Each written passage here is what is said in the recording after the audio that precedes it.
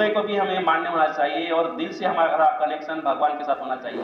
प्रार्थना शब्दों से नहीं तो हृदय से होनी चाहिए, क्योंकि प्रार्थना तो ईश्वर उनकी भी सुनते हैं जिन्हें बोलना भी आता नहीं। एक चित्त, एक ध्येय और एक भगवान। लगन तुमसे लगा बैठे, जो होगा देखा जाएगा।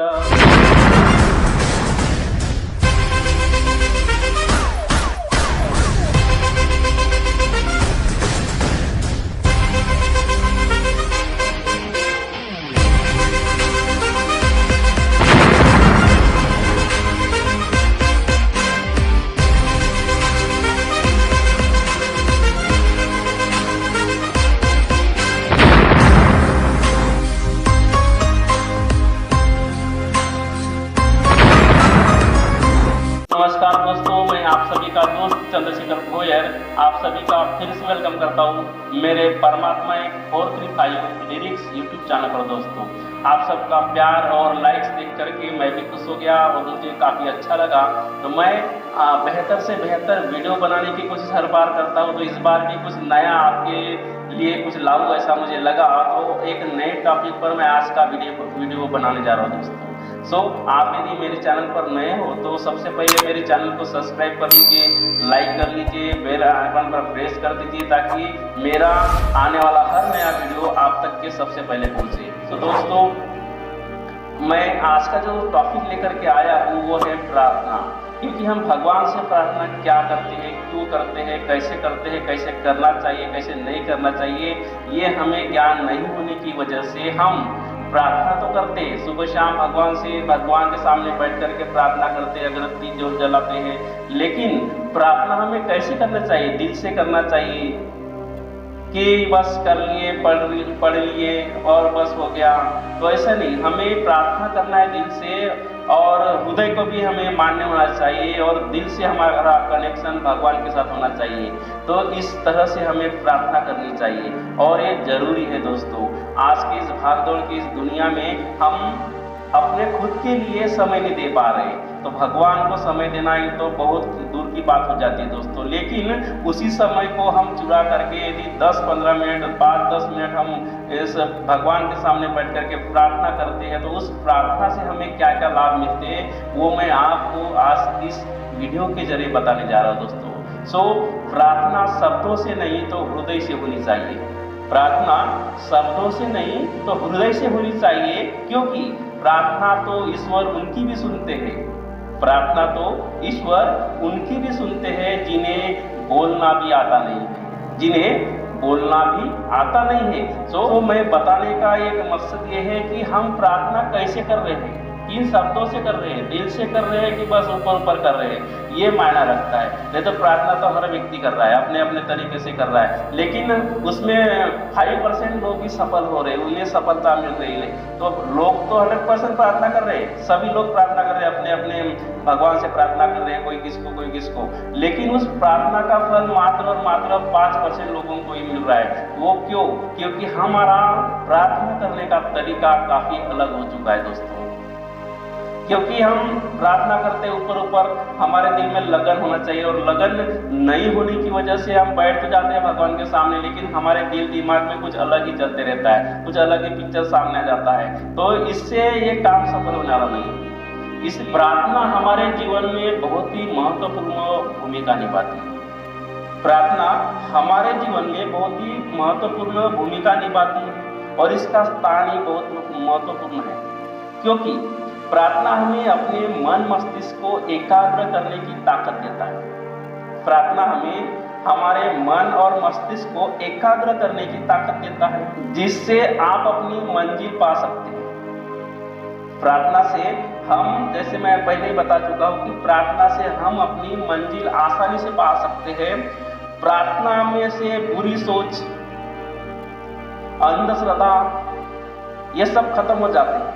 और इतना ही नहीं तो हमारे मन को, दिल को, हमारे आत्मा को पूरी तरह से शांति मिलती है। इसलिए हमें प्रार्थना करना बहुत जरूरी है। तो प्रार्थना करते करते हमारे जीवन में कितनी क्या चुनौती आती है वो भी मायना रखती है। हमारे जीवन में संघर्ष संघर्ष करना पड़ता है। जीवन जीने के लिए हमें संघर्ष करना पड़ता है और संघर्ष से बाहर निकलने के लिए प्रार्थना एक महत्वपूर्ण भूमिका निभाती है। हम यदि सोचते हैं कि हमें ये कार्य करना है, हमें वो कार्य करना है, तो उस कार्य में सफलता पाने के लिए हमें प्रार्थना बहुत ही जरूरी है। और प्रार्थना कार्य में सफल होना है तो प्रार्थना भी हम दिल से करेंगे, क्योंकि हमें चाहिए, क्योंकि जो चीज हमें चाहिए होती है उसके पीछे हम भिड़ जाते हैं। लेकिन जो आसानी से मिल रही है, प्रार्थना करो, सुबह शाम प्रार्थना करो, फिर अपने कार्य की शुरुआत करो, फिर दिनचर्या करो, यह सब हम आसानी से मिल रहा है तो इसे हम हजम नहीं कर पाते।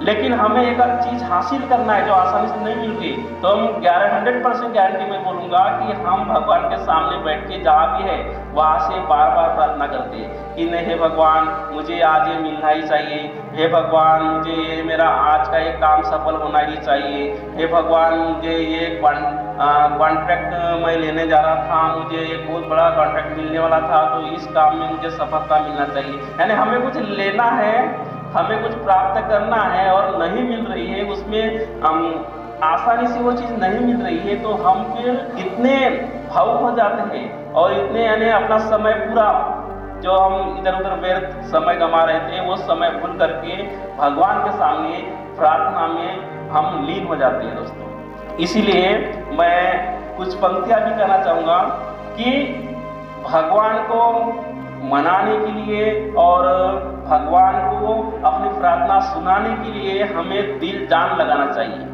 एक चित्त, एक ध्येय और एक भगवान, इस प्रकार हमें अपनी प्रार्थना करनी चाहिए, क्योंकि लगन तुमसे लगा बैठे, लगन तुमसे लगा बैठे, जो होगा देखा जाएगा, लगन तुमसे लगा बैठे, जो होगा देखा जाएगा। प्रार्थना समय हमें इतना उसमें व्यस्त रहना चाहिए कि हमें बाजू वाला एक कुछ मच्छर भी काटे या बाजू वाला कुछ जोर जोर से आवाज भी है, साउंड पोल्यूशन भी हो, लेकिन हमारी एकाग्रता बनी रहना चाहिए। भगवान के साथ हमारी चर्चा होना चाहिए। भगवान के साथ यदि हमारी चर्चा होती है और भगवान हम उस चर्चा को मान्यता दे देते हैं तो 101% गारंटी है कि हम अपने काम में सफल हो जाते हैं। तो दोस्तों, सच्ची भावना से की गई प्रार्थना एवं निष्ठापूर्वक किया गया कर्म सफलता की गारंटी होती है दोस्तों।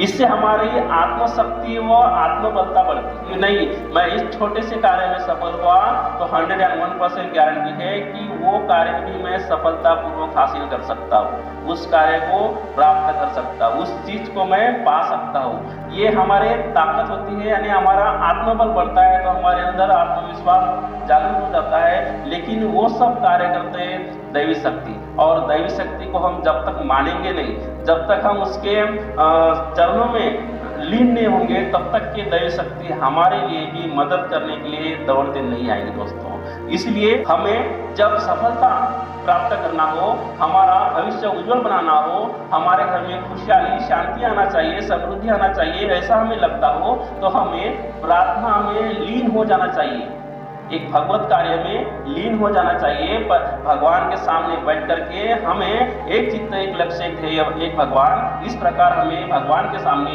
प्रार्थना करना चाहिए ताकि हमारी प्रार्थना व्यर्थ ना जाए, हमारा समय व्यर्थ ना जाए, और भगवान के प्रति हमारे दिल में, दिमाग में कुछ जगह बना देना चाहिए हमें, ताकि हर क्षण भगवान हमारे साथ रहे और हम अपने कार्य में सफल हो सके। इसीलिए तो महात्मा गांधी ने भी कहा है, महात्मा गांधी ने भी कहा है कि प्रार्थना धर्म का निचोड़ है, प्रार्थना धर्म का निचोड़ है। हम अलग अलग तरह के धर्म लेते हैं अपने हिसाब से, लेकिन हर धर्म में प्रार्थना बहुत ही जरूरी है, और प्रार्थना में जो ताकत होती है वो ताकत हमारे किसी भी क्षेत्र से नहीं मिलती। इसलिए प्रार्थना ये नम्रता के साथ होनी चाहिए, पूरे विश्वास के साथ होना चाहिए, आत्मविश्वास के साथ होना चाहिए और एकाग्रता के साथ में हमें प्रार्थना भगवान के सामने करना बहुत जरूरी हो जाती है दोस्तों। इसलिए हमारे महान त्यागी देव जी जो जिन्होंने पूरे भारतवर्ष में एक रोशनी जलाई है, जहां पर उसके जरिए काफी दुखी लोगों को एक चेतना मिली है और उसके जरिए उन सभी दुखी परिवार को एक चेतना के साथ उनका परिवार समृद्धि की ओर बढ़ रहा है और समृद्धि की ओर बढ़ते बढ़ते उनके परिवार में जो बुरे व्यसन थे, बुरी सोच थी, उनकी जो अंधश्रद्धा उनके दिल दिमाग में चल रही थी, उन सब से बाहर जा रहे और उसका एक अच्छा एक परिणाम हुआ कि उनके घर में सुख शांति और समृद्धि निर्माण हो गई है। तो इसीलिए हमारे महान सदगुरु महान त्यागी देव जी इन्होंने हमें 4 तत्व 3 सत्व 5 नियम दिए हैं और इस 12 लाइन के जरिए हमें सिखाया है कि हमें प्रार्थना कैसी करनी चाहिए। हम सुबह शाम को हम यदि भगवान के सामने लीन हो जाते हैं और उस लीनता के साथ में हम प्रार्थना भगवान के सामने कर लेते हैं तो भगवान भी हमारी सुन लेते हैं और हमारी जो मांगे हैं, हमारी जो इच्छा है वो पूरी हो जाती है। इसीलिए मैं आपसे कहना चाहूँगा कि प्रार्थना और विश्वास दोनों अदृश्य है, ये दिखते नहीं है। प्रार्थना और विश्वास ये दोनों अदृश्य है, ये दिखते नहीं है, परंतु दोनों में इतनी ताकत है कि नामुमकिन को मुमकिन में बदल कर रख देते हैं। इतनी ताकत प्रार्थना और विश्वास में है। इसलिए मैं आप सभी से एंड में कहना चाहूँगा कि हर काम हमें विश्वास के साथ करना है। हर काम हमें विश्वास के साथ करना है। जैसे हम एग्जाम देने जाते हैं तो विश्वास के साथ पेपर छुड़ाना है। जैसे हमें कुछ कार्य को करने जाना है तो उस कार्य को भी हम पूरी ताकत लगा कर करते हैं। सेम उसी तरह हमें भगवत कार्य भी पूरे मन के साथ करना चाहिए, पूरे विश्वास के साथ करना चाहिए। तभी हमारे पास दैवी शक्ति खड़ी रहेंगी, हमारे साथ खड़ी रहेंगी, हमारे साथ चलेंगी और हम भगवान बाबा हनुमान जी के जरिए उनके जो 12 लाइन हैं, जो महान त्यागी देव जी इनको मिले हैं, उस 12 लाइन के जरिए हम यदि चलते हैं तो हमारे परिवार में सुख शांति और समृद्धि जरूर आएंगे दोस्तों। सो मैं आप सभी से कहना चाहूँगा कि सुबह जो हम विनती करते हैं और शाम को जो प्रार्थना करते हैं वो दिल से करें, ताकि उस समय प्रार्थना करते समय कुछ भी डिस्टर्ब होना नहीं चाहिए, साउंड पोल्यूशन घर में होना नहीं चाहिए। शांतता के साथ इस प्रार्थना को हमें करना है ताकि दिन भर हम जो कार्य कर रहे हैं, जो दिन रात भागदौड़ हो रही है, उसमें जो कार्य हमारे जरिए हो रहे हैं, कहाँ गलती हो रही है, कहाँ गलती नहीं हो रही है, ये हमारे ध्यान में आएंगी तब जब हम प्रार्थना में लीन हो जाएंगे दोस्तों। सो आज का ये वीडियो आप सबको कैसा लगा मुझे कमेंट्स में जरूर बताइए और ये भी लिखिए कि आप कौन से गांव से बिलोंग करते हो, कौन से एरिया से बिलोंग करते हो और मुझे कमेंट में ये जरूर लिखिए ताकि मैं भी देखूं कि आपके एरिया में या कौन से एरिया में इस वीडियो को पहुंचाया जा रहा है। और इस वीडियो को आप सभी सेवकों में, आप सभी दोस्तों में शेयर कीजिए, क्योंकि आज प्रार्थना बहुत ही जरूरी है। मन की शांति के लिए प्रार्थना जरूरी है, हर चीज पाने के लिए प्रार्थना जरूरी है और भगवान को पाने के लिए भी प्रार्थना जरूरी है। सो आज के वीडियो में अभी तक क्या बने हैं और इसी के लिए आप सबका धन्यवाद करता हूँ और अभी तक के बने रहने के लिए आपका शुक्रिया करता हूँ। और इस चैनल को अभी तक आपने सब्सक्राइब नहीं किए हैं और इस वीडियो को लाइक नहीं किए हैं तो सबसे पहले तो सब्सक्राइब कर लीजिए, लाइक कर लीजिए और बेल आइकन पर प्रेस भी कर लीजिए ताकि आने वाला मेरा हर नया वीडियो आप तक के सबसे पहले पहुंचे, क्योंकि मैं हर बार कुछ नया लाने की कोशिश करता हूँ। और इतना ही नहीं तो आपको भी लगता है कि मेरे भी परिवार में ऐसे कुछ प्रॉब्लम थे जिसके जरिए महान त्यागी देव जी ने जो 4 तत्व 3 सत्व 5 नियम दिए उसके जरिए समाधानी मिली है, तो वो अनुभव आप शेयर करना चाहते हैं तो मेरा नंबर डिस्क्रिप्शन में दिया गया है, उस पर आप डाल दीजिए, नाम के साथ में डाल दीजिए, मोबाइल नंबर के साथ डाल दीजिए। मैं कोशिश करूंगा कि आपका भी अनुभव वीडियो बना करके यूट्यूब पर शेयर करूं। So thank you so much, नमस्कार।